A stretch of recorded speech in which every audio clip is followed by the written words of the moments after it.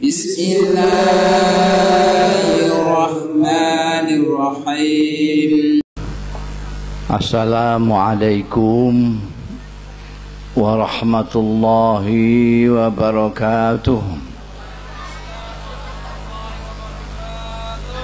Alhamdulillah, nahmaduhu wa nasta'inuhu wa nu'minu bihi wa natawakkalu alaihi wa nastaghfiruhu wa natubu ilaihi wa na'udzu billahi min syururi anfusina wa min sayyiati a'malina may yahdihillahu fala mudilla lahu wa may yudlil fala hadiya lahu wa asyhadu an la ilaha illallah wahdahu la syarika lahu wa asyhadu anna Muhammadan abduhu wa rasuluh. Allahumma fasalli wa sallim wa barik wa tarham wa tahannan ala abdika wa rasulika sayyidina wa maulana Muhammadin wa ala alihi wa ashabihi wa man tabi'ahu dah, amma ba'd. Hadaratil afadil sadatil ulama wal masyayikh al aizza,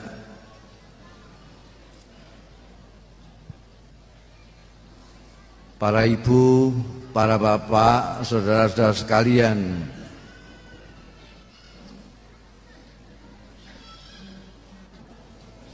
pertama-tama perkenankanlah saya memanjatkan puji syukur kehadirat Allah Subhanahu wa Ta'ala yang telah memperkenankan saya pada malam hari ini sowan. Mudah-mudahan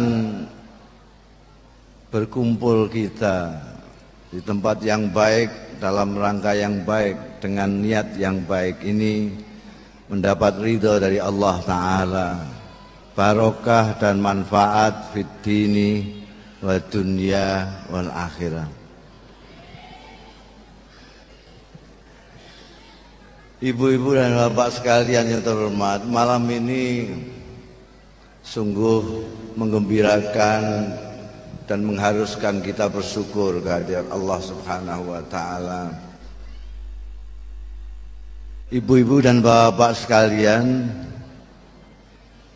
haul itu adalah peringatan kewafatan. Jadi tidak boleh cengengesan. Kalau haul kok cengengesan artinya ya kuale udele. Karena ini mengenang para ulama masyayikh yang sudah sumare, sehingga kita harus prihatin. Memang kehidupan kita dan tolabul ilmi kita itu dibatasi dari mulai belajar sampai wafat. Minal mahdi ilal lahdi.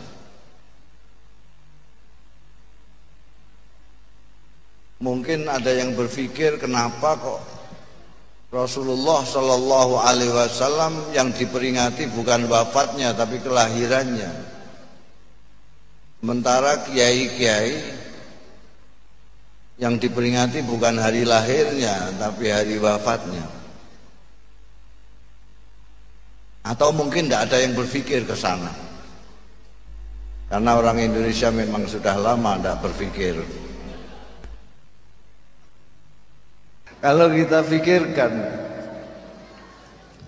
memang berbeda. Meskipun kiai-kiai itu adalah pelanjut perjuangan dari Rasulullah Shallallahu Alaihi Wasallam, tapi keduanya berbeda.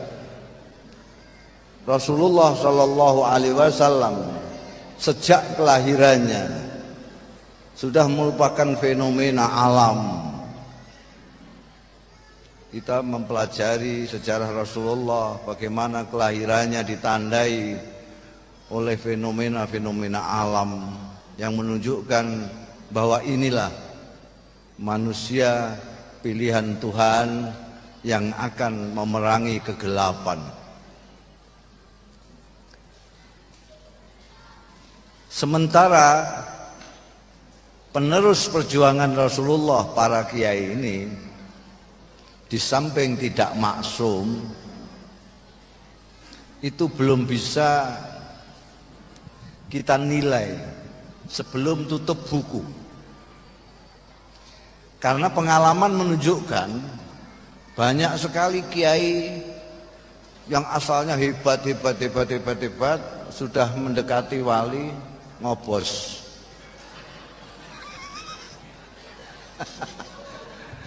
Banyak kiai yang sudah kita puja-puja sebagai al-mukarram dan yang luar biasa, tiba-tiba tidak tahan melihat godaan duniawi dan tidak pantas lagi kita sebut.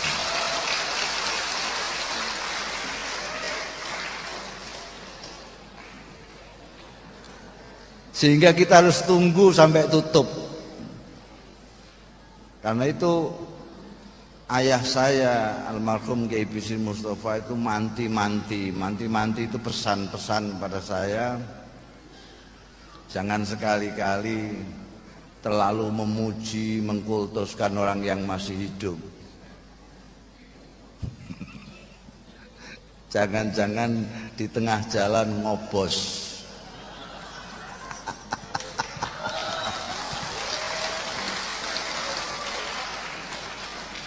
Tunggu dulu konsistensinya, istiqomahnya sampai di mana.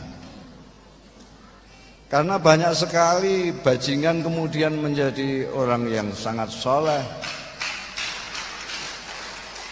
tetapi banyak kiai yang kemudian menjadi preman. Kok ditepuk itu?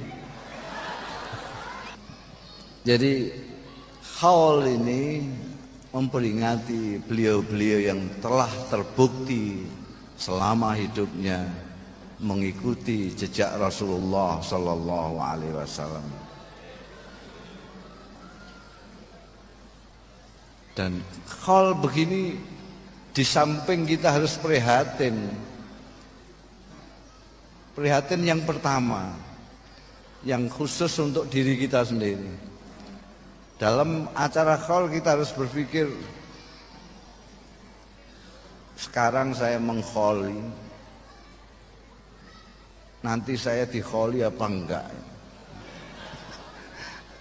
Apakah nanti saya seperti ayam kelindas mobil gitu aja, orang geger sebentar terus sudah, ataukah orang akan mengkholi setiap tahun? Ini keprihatinan yang pertama. Keprihatinan yang kedua, sehubungan dengan sabda Rasulullah Sallallahu Alaihi Wasallam yang menyatakan bahwa innallaha la yantazi'ul ilma intiza'an min suduril ulama wa innama yantazi'uhu biqabdil uzama. Wa innama yantazi'uhu biqabdil ulama. Fa illam yabqa wa fi riwayatin wa illam yubki. Wa illam yabqa alimun wa fi riwayatin wa illam yubki aliman. Ittakhadhan nasu ru'usan juhalan fasu'ilu fa'aftau bighairi ilmin fadallu wa adallu. Atau kama qala Rasulullah Sallallahu Alaihi Wasallam. Sabda Rasulullah ini mudah-mudahan belum sampai sekarang ini. Jadi Allah Ta'ala itu tradisinya mengambil ilmunya tidak didodosi dari dadanya orang alim, tidak. Tapi tradisi Allah adalah biqabdil ulama, dengan mengambil sekaligus orang alim itu sendiri. Sampai nanti kalau sudah tidak ada orang alim lagi, orang-orang akan bertanya kepada pemimpin-pemimpin yang bodoh.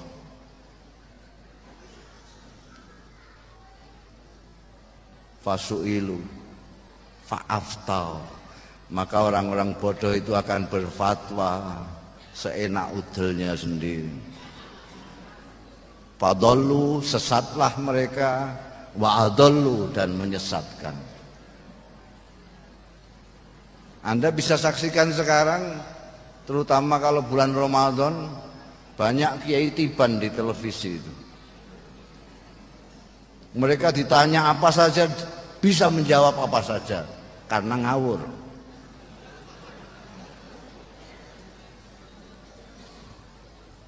Fa'aftau bi ghairi ilmin, mereka berfatwa tanpa ilmu, lalu mereka sesat dan menyesatkan. Kalau mereka sesat sendiri tidak apa-apa, menyesatkan ini yang menyusahkan orang.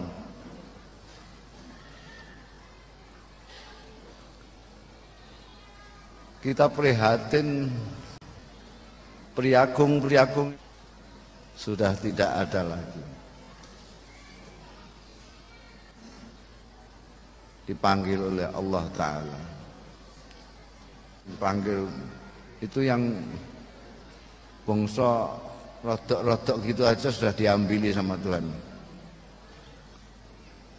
Sekarang Anda mencari priagung seperti mencari jarum di antara jerami.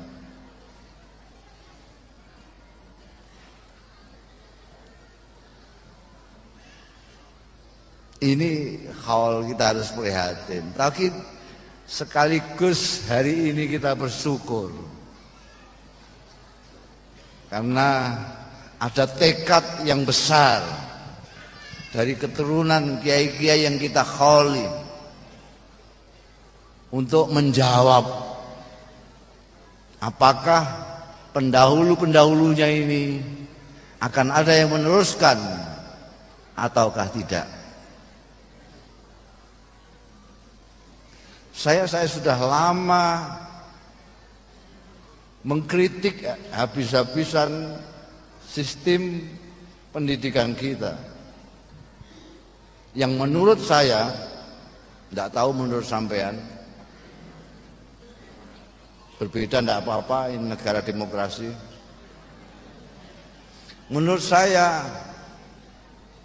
ini adalah pendidikan yang diterapkan di Indonesia sampai sekarang adalah sisi pendidikan warisan kolonial Belanda.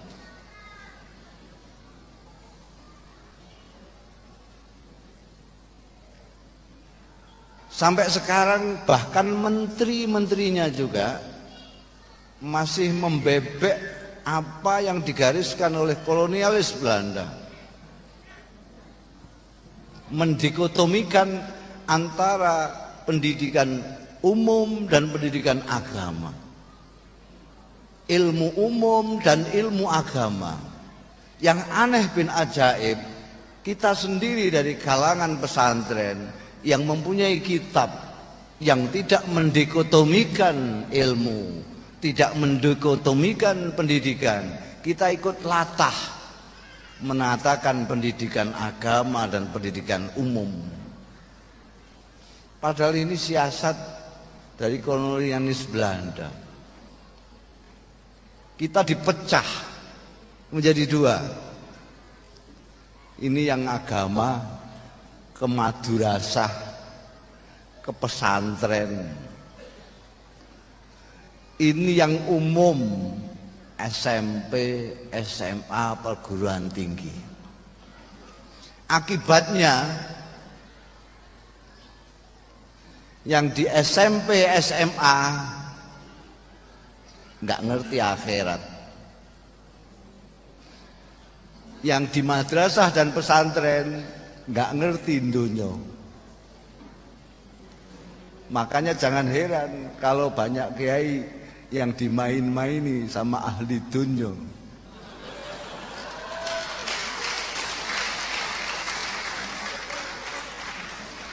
Karena kiainya tidak tahu dunya, ikhlas saja, ikhlasnya tidak taktis sama sekali. Ngelawan orang dunya dilawan dengan husnudzon, dengan ikhlas yang tidak taktis, ya sudah. Allahu Akbar 4 kali.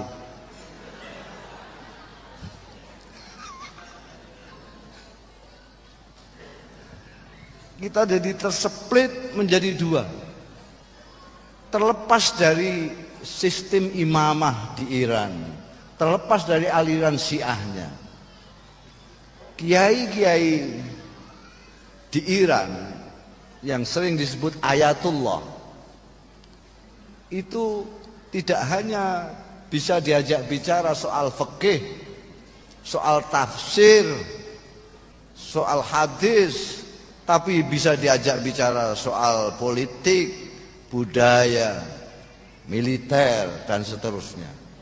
Kenapa? Karena dia menggunakan patokan kitab kuning yang tidak membedakan agama dan umum, tetapi fardu ain dan fardu kifayah saja.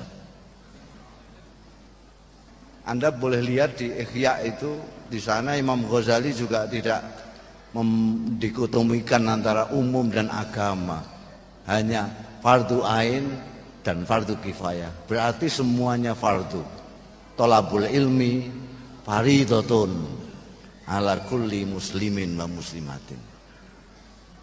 Akibatnya kita tertinggal sangat jauh.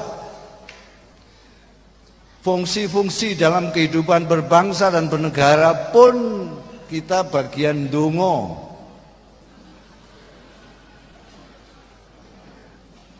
Tidak boleh ikut ngatur sampean.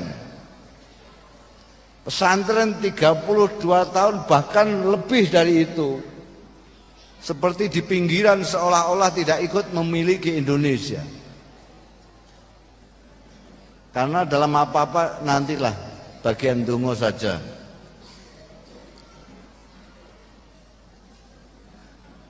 Anda buka koran apa saja, buka bagian iklan, tidak ada. Dicari lowongan pekerjaan, dicari lulusan pesantren, tidak ada. Karena itu bagian akhirat itu, bukan bagian dunia. Padahal kehidupan ini sejak Orde Baru paling tidak itu didominasi oleh kehidupan yang sangat-sangat duniawi, yang sangat materialistis.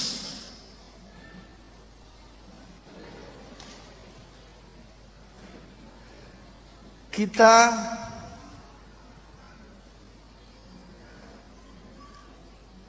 yang di agama tadi ya di kotak di agama untuk akhirat. Ini bagaimana bisa melawan lingkungan yang duniawi sekian besarnya? Omong kosong. Omong kosong. Dunia yang dikuasai oleh materi, oleh kehidupan duniawi. Bagaimana orang yang berpikir tentang akhirat bisa hidup di tengah-tengah itu tanpa terpengaruh? Omong kosong. Seorang Muddin saja, Muddin itu akronim dari Imamuddin. Pemimpinnya agama di desa itu namanya Muddin. Muddin saja di bawah sadarnya ini sudah materialistis. Kalau dia diundang orang kaya, tahlilnya 1000 kali. Kalau dia undang oleh orang melarat, cuma baca kulhu lalu dongo. Seorang mubalek habis dakwah mengajak fi sabilillah, pulang tangannya digini-ginikan, lihat tipis tebalnya amplopnya.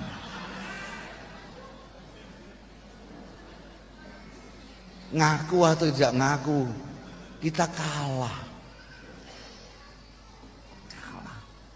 Lihat saja sekarang bagaimana keranjingannya santri-santri ketika ada tawaran menggiurkan. Saya terus teringat, kok Muhammad bin Malik sudah meramalkan jauh ratusan tahun yang lalu. Kamu taghi jahin wa malan mannahat. Kok bisa mannahat itu kan orang NU itu.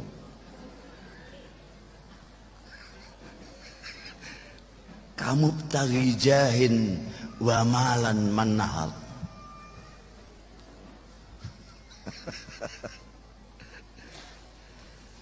Ini dulu ajaran Rasulullah Shallallahu Alaihi Wasallam yang masih dilanjutkan oleh pendahulu-pendahulu kita. Kaya itu dari dalam, bukan dari luar. Tapi sekarang coba sampean sebut siapa yang kaya dari dalam di antara kita. Sekarang siapa di antara sekian banyaknya ini, yang kiai sekalipun, yang berani menirukan doanya Kanjeng Rasul Sallallahu Alaihi Wasallam? Doanya Kanjeng Rasul, bukan ijazahnya Syekh Abdul Qadir Jailani saja, bukan donganya Mbah Donglo. Kanjeng Rasul, dongo umatnya tidak berani mengikutinya. Allahumma ahyini miskinan wa amitni miskinan wa surni fi zumratil masakin. Berani sampai dongo begitu? Ya Allah, berilah aku kehidupan miskin, mati miskin, kumpulkan aku bersama orang-orang miskin. Berani berdoa begitu? Tidak ada yang berani. Kenapa? Karena kita tidak dalam posisi Rasulullah. Rasulullah dalam posisi kaya kuat, miskin kuat. Karena beliau kuat, miskin dan kuat kaya, maka beliau bisa memilih. Saya memilih miskin saja. Tapi kita kaya tidak kuat, miskin terpaksa. Tidak dalam posisi bisa memilih. Karena kita tidak bisa dalam posisi memilih. Kita hidup sederhana tidak bisa, tawakal tidak kuat, sabar tidak. Makanya ya harus jadi kaya aja lah. Jadi kaya. Terutama ini santri-santri, nanti kalau lulus sudah pulang di masyarakat, jangan cepat-cepat pasang plang kiai baru, ustadzah, terus pasang plang. Jangan cepat-cepat buka dasar, nanti cepat-cepat tutup. Kata Sayyidina Umar, tazawwadu qabla an tusawwadu. Berbekalah dulu sebelum kalian dijadikan pemimpin. Sekarang banyak orang yang terpaksa karena sudah dipemimpinkan sebelum masanya. Ada yang dipemimpinkan sebelum masanya. Akhirnya tidak tahan lama. Seperti buah karbitan dipaksakan untuk matang, akhirnya matang tidak, mentah tidak. Jadi nanti anak-anak siap dulu, siap dari segala macamnya. Jangan sampai menjadi benalu. Jadi orang kaya dulu. Kalau tidak bisa kaya di luar, kaya dari dalam. Sehingga kalian tidak membutuhkan siapapun kecuali Allah Ta'ala. Hanya orang yang tidak butuh kepada siapapun kecuali Allah lah yang sebenarnya kaya. Hanya orang yang tidak mau ditindas oleh siapapun kecuali Allah lah orang yang merdeka.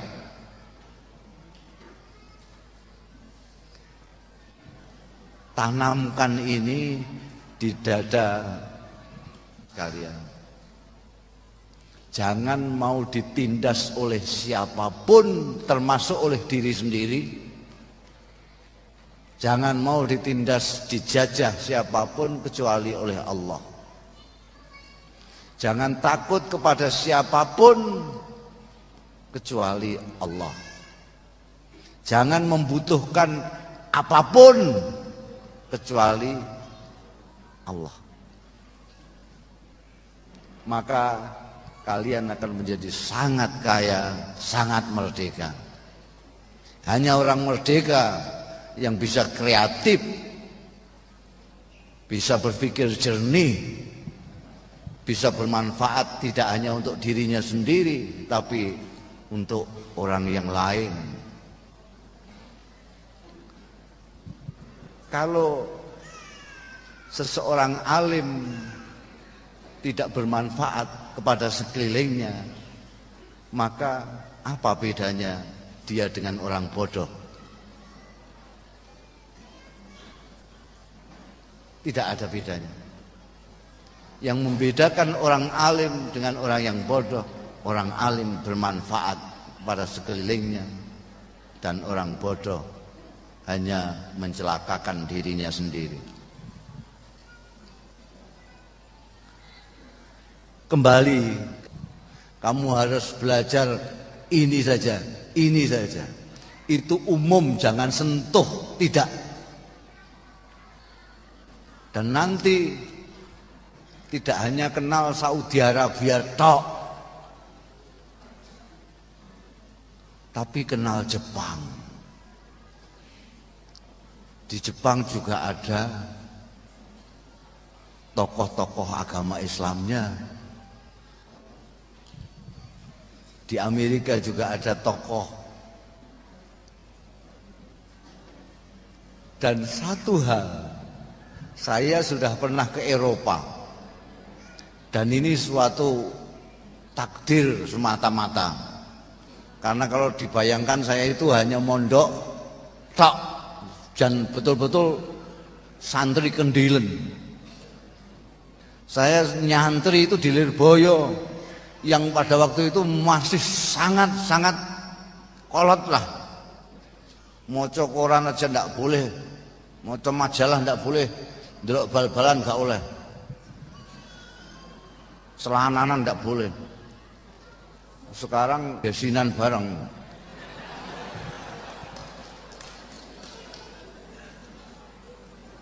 Saya tidak pernah sekolah formal, tidak pernah.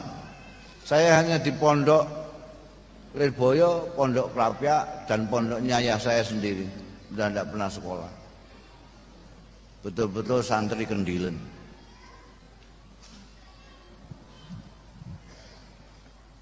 Kok saya tiba-tiba diundang ke Jerman? Mungkin orang sana yang gila ya.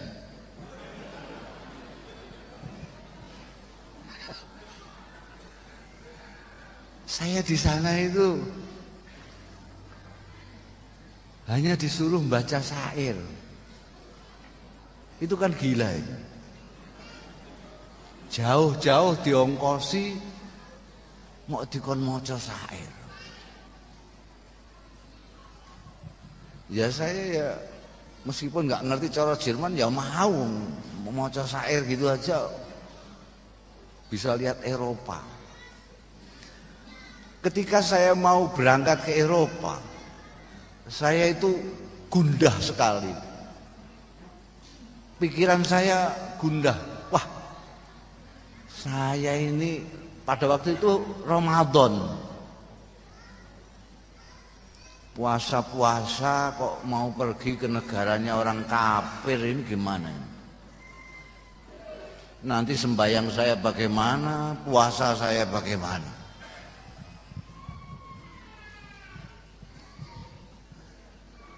Tahu-tahu begitu saya turun di Frankfurt, kemudian saya dijemput menuju ke Hamburg.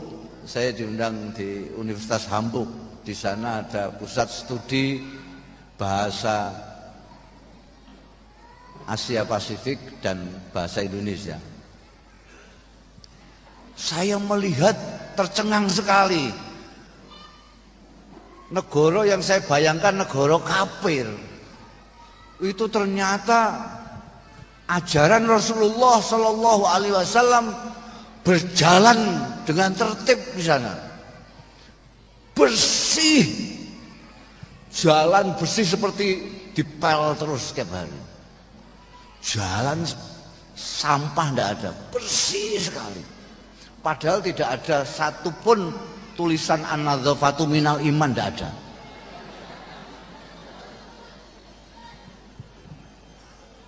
Di sini itu setiap pasar ada tulisan an-nadzafatu minal iman, masih diterjemahkan bahasa Indonesia bahwa kebersihan itu adalah bagian dari iman.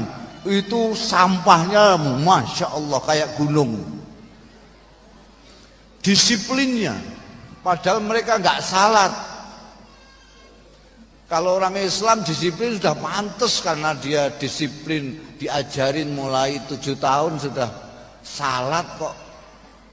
Tet subuh, salat subuh, tet duhur, salat duhur, tet asar, salat asar.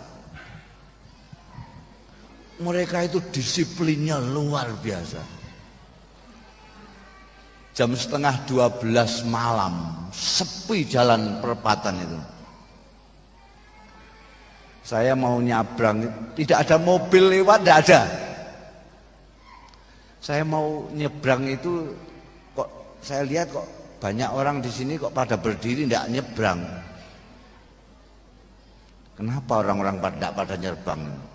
Ternyata di sana ada gambar orang berdiri merah. Artinya orang nyebrang tidak boleh. Nanti kalau sudah hijau baru boleh. Tapi pikir saya, long sepinya kayak gini aja kok. Saya sudah ingin melayu saja saya. Tidak sabar, dingin waktu itu. Dinginnya begini kok berdiri di trotoar, enggak nyabrang-nyabrang, hanya nunggu hijaunya gambar orang di sana. Saya sudah mau lari saja, karena kebiasaan di Indonesia kan enggak urusan itu. Ada mobil banyak aja nyabrang, apalagi enggak ada mobil. Tapi saya malu.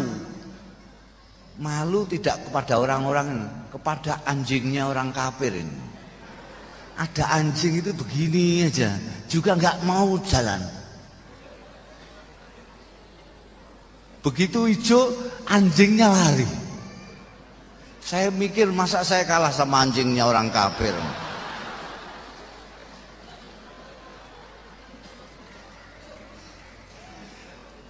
Bagaimana amanahnya? Kalau mengatakan jam 7, mereka jam 7. Saya terkena ketika saya dari Jerman mau ke Perancis. PJKA-nya sana ya, PJKA-nya sudah janji jam 6 persis. Saya datang ke stasiun jam 6 1 menit. Kepancal saya.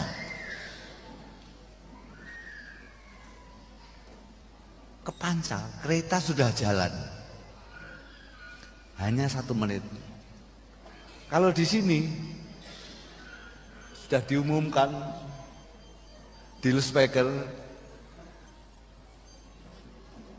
para penumpang harap lekas naik, kereta akan segera berangkat. Para pengantar harap lekas turun. Itu bunyi terus sampai 1 jam nggak jalan-jalan keretanya.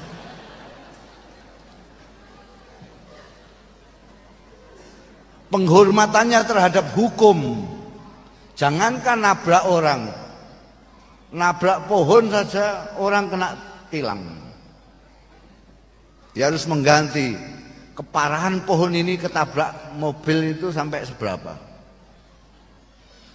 Penghargaan terhadap manusia luar biasa. Sopan santunnya, saya itu di Frankfurt itu saya anggap di sini aja. Begitu turun, saya naik pesawat sekian lamanya kejutan karena di pesawat tidak boleh merokok. Turun langsung saya ngerokok. Petugas datang itu dengan sopan sekali. Maaf, Anda merokok? Ya. Mari saya antarkan ke tempat merokok. Saya terus diajak kayak toples gitu, sendirian merokok ini.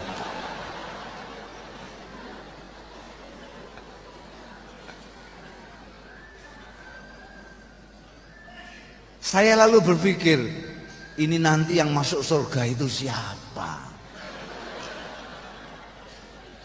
Apa yang sholat terus tapi tidak mengikuti ajaran Rasulullah, atau yang melaksanakan ajaran Rasulullah tapi tidak sholat seperti mereka ini?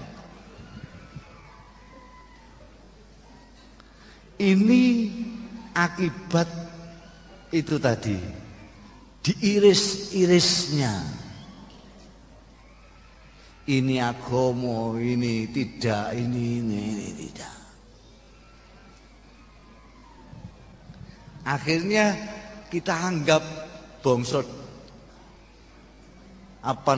urusan disiplin, urusan dunya, urusan kebersihan, karena itu bangsa kebersihan ndak ada nahwu sorobnya dunya. Soal penghargaan kepada manusia urusan dunya, soal kebangsaan dunya. Akhirnya kiai sakit, kiai itu kasihan.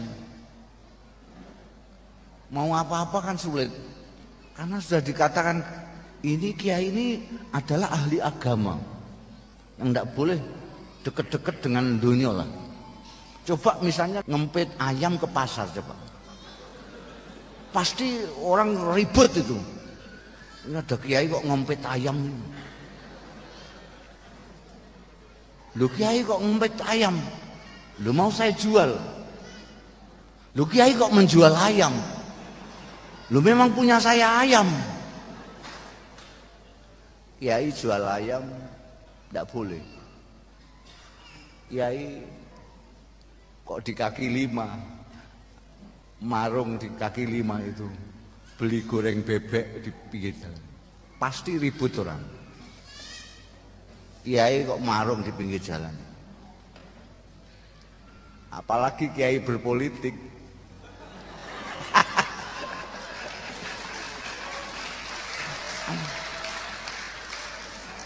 Ini akhirnya kita itu bertanggung, sudah diiris agama dan umum, akhirnya dunia masih diiris lagi.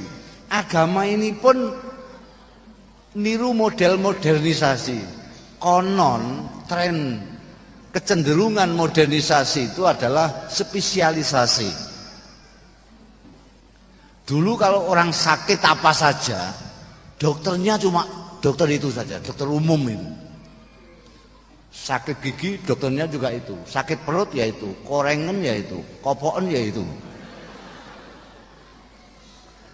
Tapi ketika dunia semakin modern, itu ada takhasus, ada spesialisasi. Ada spesialisasi THT. Telinga, apa itu THT itu? Hidung, tenggorokan. Jadi kalau sampean sakit gigi jangan ke dokter THT. Ada dokter gigi khusus. Ada dokter kandungan khusus. Dokter anak-anak sendiri. Sekarang lebih modern lagi, lebih ditakhasus lagi. Ada dokter THT anak-anak. Jadi misalnya kok orang tuanya dan anaknya sama-sama kopoken, itu dokternya 2. Ini sehabis anak saya dokter, saya diperiksa. Oh enggak, ini THT anak-anak. Kalau sampean itu ada lagi dokternya sendiri. Rupanya orang Islam di Indonesia juga terpengaruh dengan tren modernisasi ini. Jadi orang Islam pun sekarang model takhasus. Ada yang spesialisasi salat tok. Ya sembahyang, pokoknya sudah sembahyang sudah merasa Islam lah. Ada yang spesialisasi haji. Pokoknya kalau sudah haji ya sudahlah. Korupsi apa nggak apa-apa lah. Korupsi kan urusan dunia, itu bukan urusan agama. Sing urusan agama kajinya. Nanti saya khawatir jangan-jangan ada spesialisasi takhasus wudu. Jadi wudu tok menawa wis pokoke.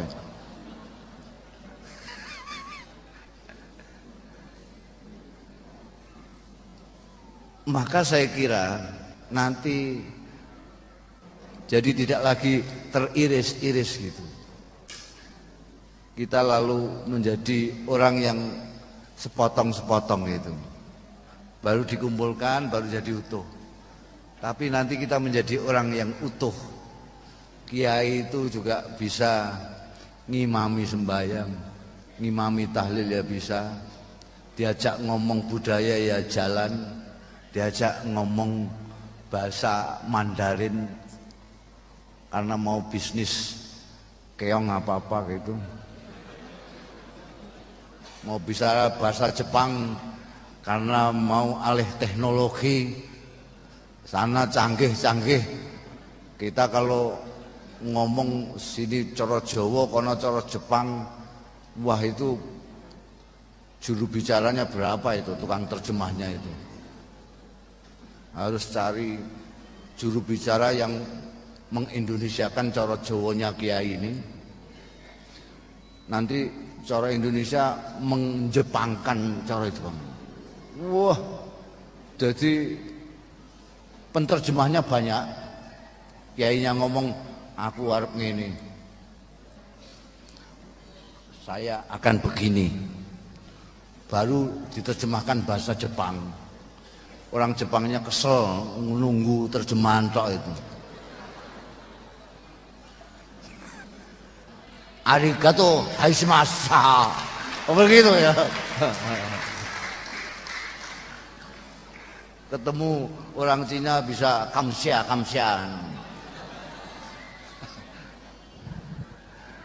Jadi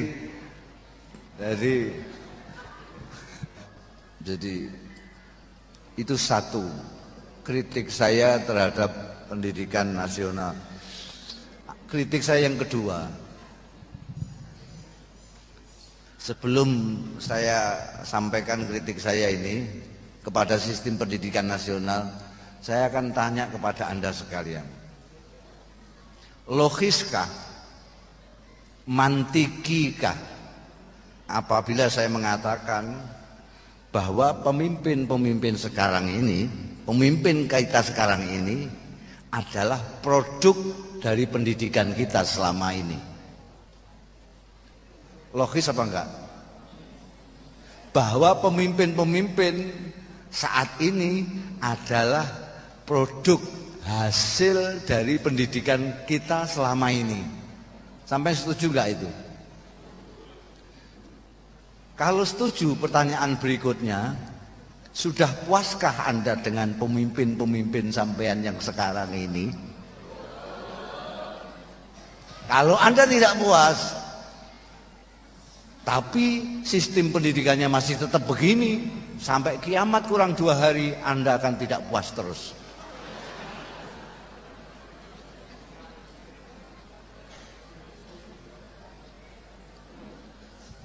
Pendidikan selama ini, pendidikan itu menurut ahli pendidikan, saya enggak, menurut konon kabarnya ya, pendidikan itu harus paling tidak 3H. Head, heart, hand. Kepala, hati, dan tangan. Ini kejuruan. Tapi apa yang selama ini kita dapatkan di dalam pendidikan kita? Yang dipleter-pleter ini saja. Yang kepala tok. Ini tidak disentuh sama sekali. Jangankan kok ini saja baru kemarin disentuh. Pendidikan kejuruan baru kemarin. Ini sama sekali. Orang mengukur kecerdasan orang, mengukur hebatnya orang dari IQ,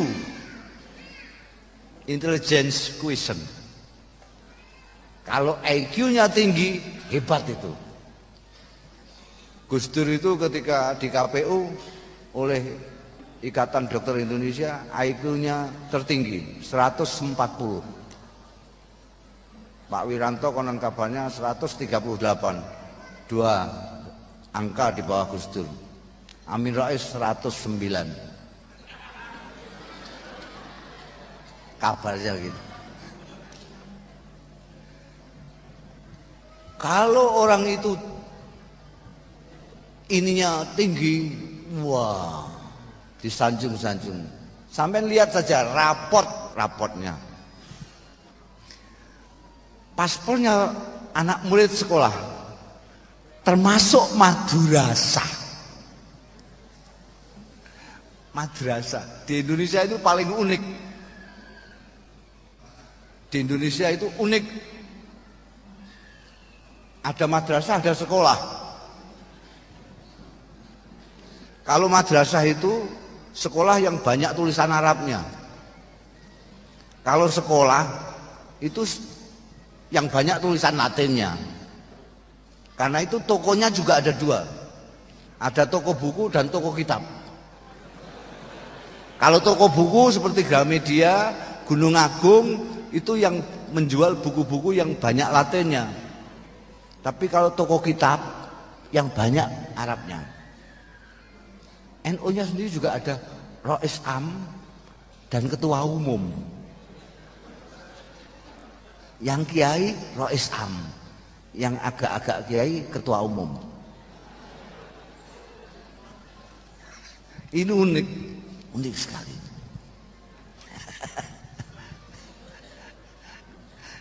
Jadi ada madrasah, ada sekolah. Itu silahkan dilihat raportnya yang madrasah sekalipun itu.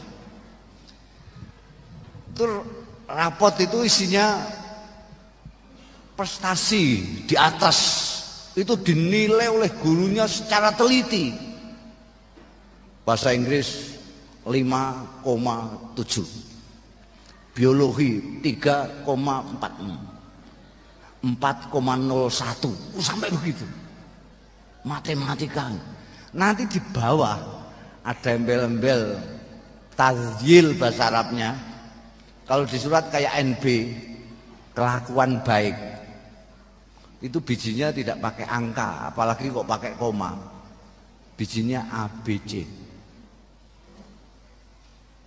Kelakuan baik di bawah itu bijinya ABC. Dan hampir seluruhnya rapotnya anak sekolah Indonesia, saya berani menjamin, berani bertaruh, semua bijinya B semua. Karena gurunya mau bikin A kok terlalu tinggi ya, C kok kasihan, B aja. Ini artinya apa? Artinya kelakuan baik itu tidak begitu perlu ketimbang prestasi. Saya sering memprovokasi yang mempunyai sekolah sendiri seperti pesantren-pesantren. Kenapa tidak bikin raport sendiri? Misalnya ilmu bumi, tafsir, tawadhu, tawakal, sabar. Jadi terpadu betul antara mental ini dan ini. Sekarang ini prestasi terus. Kalau prestasinya bagus semua, ranking pertama orang tuanya syukuran, senajan kelakuan baiknya tidak karuan. Akibatnya kita kebanjiran orang pinter yang tidak terdidik. Orang pinter yang tidak bermoral itu lebih celaka daripada orang bodoh. Lebih baik bodoh saja kalau tidak bermental daripada pandai tidak bermental. Kalau orang bodoh mencuri, itu gampang tangkap-tangkapannya, gampang memasukkannya penjara. Dia mencuri bawa linggis, tolang-tolang, gampang kelihatan, oh itu nyuri itu. Dapat ayam satu, cekel-cek, dok, masuk penjara. Tapi kalau orang itu pinter, dia tidak bawa linggis, cuma tanda tangan, cet. Tidak hanya pitik satu, pitik se-Indonesia itu. Miliatan, miliatan. Dan sulit dipenjarakan. Jadi lebih baik bodoh sajalah daripada pintar tapi tidak bermental. Karena lebih berbahaya itu kalau pintar tapi tidak bermental. Karena ini tidak pernah disentuh sama sekali ini. Berani enggak bikin raport sendiri, yang sekolahnya sendiri aja lah. Jadi jatuhkan satu, tafsir, tawadhu, hadis, sobar, itu rahmah. Jadi itu menyatu. Dan guru bisa kok, buktinya bisa membiji B, C, D kok. Guru selalu ngawasi, itulah yang namanya pendidikan. Selama ini kan apa yang dinamakan pendidikan ini sebetulnya pengajaran saja. Ada perbedaan antara pengajaran dan pendidikan. Pengajaran itu bahasa Arabnya taklim, pendidikan tarbiyah. Pengajaran itu hanya memberikan informasi. Anak dikasih informasi qala Muhammadun huwa ibnu Maliki wa alil huril kiramil bararah, sudah hafal alfiyah langsung. Dikasih informasi bismillahirrahmanirrahim alhamdulillahirabbil alamin minal jinnati wan nas, hafal Quran. Tapi apakah kelakuannya kelakuan Quran? Itu bukan urusan pengajaran. Itu urusan pendidikan, tarbiyah. Yang bisa merubah sikap perilaku orang adalah pendidikan, tarbiyah, bukan pengajaran. Lah kalau cuma pengajaran tok, ya lebih murah kalau kita ngingoni komputer. Komputer saya itu, wah luar biasa. Dia hafal Kutubut Tis'ah.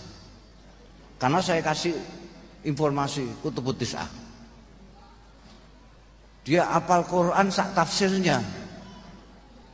Qurtubi, Ibnu Katsir dia tahu semua. Malah saya kasih ngilmu catur itu. Saya main catur sama dia kalah terus saya. Lah kalau cuma pengajaran tok, komputer saja lebih murah, enggak usah ngingoni anak sekarang.